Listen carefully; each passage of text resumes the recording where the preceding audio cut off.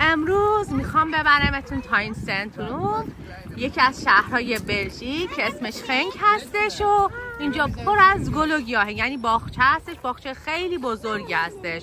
همه اومدن برای باغچه هاشون گل و گیاه بخرن.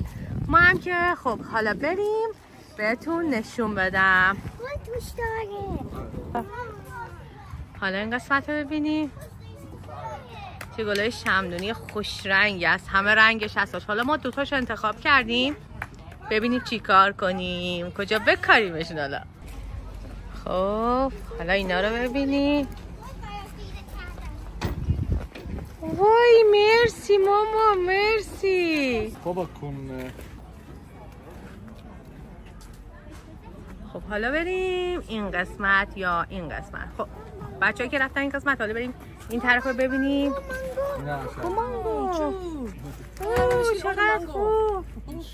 آزیان یه ذره داریم که تو کاشتی تو خونه، بذار میوه بده.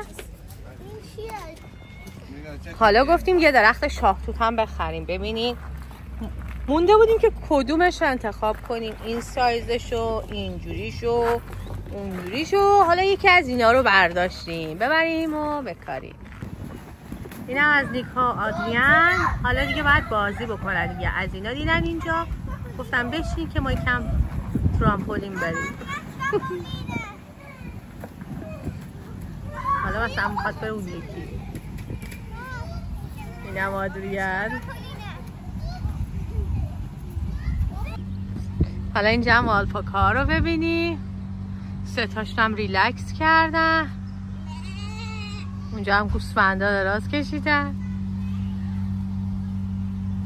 نیکا هم داره فیلم میگیره ازشو. نیکا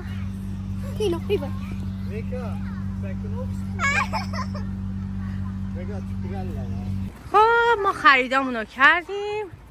الان دیگه بریم طرف ماشین گلامون رو جابجا بکنیم، بعد بریم خونه.